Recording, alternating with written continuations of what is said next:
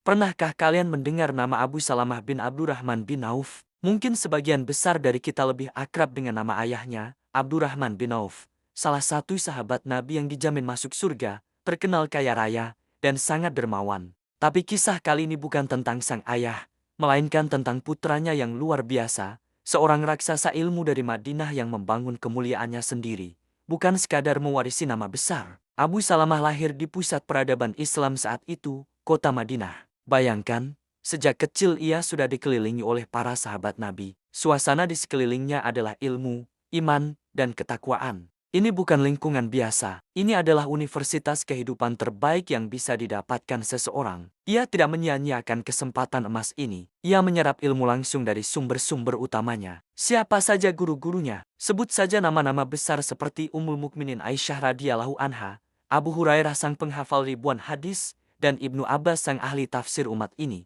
Ia menjadi murid kesayangan banyak sahabat. Aisyah bahkan sangat mempercayainya. Kenapa? Karena Abu Salamah dikenal cerdas luar biasa, punya ingatan yang kuat, dan yang terpenting, sangat jujur dalam menyampaikan ilmu. Dalam dunia hadis, kejujuran adalah mata uang yang paling berharga, dan Abu Salamah memiliki reputasi tanpa celah dalam hal ini. Namun, yang membuat Abu Salamah begitu istimewa bukanlah hanya karena ia punya banyak guru hebat. Yang membuatnya istimewa adalah sikapnya terhadap ilmu itu sendiri. Di zaman ketika banyak orang mulai berani berbicara tentang agama tanpa dasar yang kokoh, Abu Salamah justru memilih jalan kehati-hatian. Prinsipnya sederhana tapi mendalam. Jika tidak tahu, katakan tidak tahu. Jika ragu, jangan berfatwa. Baginya, diam karena tidak yakin jauh lebih mulia daripada berbicara tapi keliru. Sikap ini bukan karena ia kurang ilmu. Sebaliknya, ini adalah tanda kedalaman ilmunya. Ia paham betul betapa besar tanggung jawab seorang ulama. Satu fatwa yang salah bisa menyesatkan banyak orang.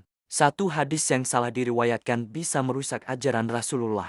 Ketakutannya kepada Allah jauh lebih besar daripada keinginannya untuk terlihat pintar atau dihormati. Ia pernah berkata bahwa kesalahan dalam meriwayatkan hadis Nabi Shallallahu Alaihi Wasallam bukanlah dosa biasa, melainkan dosa yang sangat besar.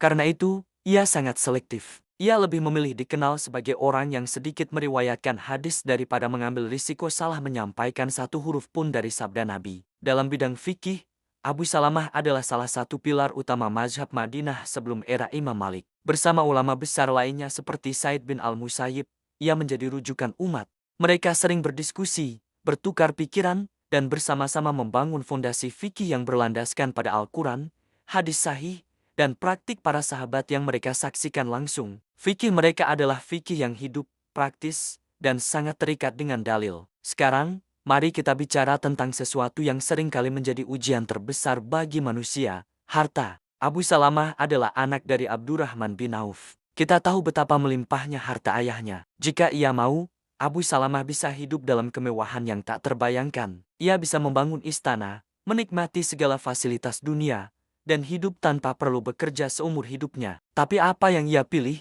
Ia memilih jalan kesederhanaan. Ia memilih kezuhudan. Bukan karena ia membenci harta, tapi karena ia takut harta itu akan melunakkan hatinya, membuatnya lalai dari tujuan utamanya, akhirat. Ia lebih bahagia duduk di sudut masjid, mengajar murid-muridnya, mengulang hafalan hadis, dan berdiskusi tentang ilmu daripada sibuk menghitung tumpukan dinar dan dirham. Baginya, kenikmatan sejati bukanlah pada kemewahan dunia, melainkan pada kedekatan dengan Allah melalui ilmu. Pilihan hidupnya ini adalah tamparan keras bagi kita yang seringkali mengukur kesuksesan hanya dari materi. Abu Salamah mengajarkan bahwa kekayaan sejati adalah kekayaan jiwa. Kisah hidup Abu Salamah juga merupakan kisah tentang seorang pendidik yang hebat. Ia tidak menyimpan ilmunya untuk diri sendiri, ia mendedikasikan hidupnya untuk melahirkan generasi ulama berikutnya. Murid-muridnya kelak menjadi bintang-bintang di langit ilmu pengetahuan Islam. Jalur periwayatan hadis darinya dianggap oleh para ahli hadis sebagai salah satu jalur yang paling kuat dan terpercaya. Banyak sekali hadis-hadis penting,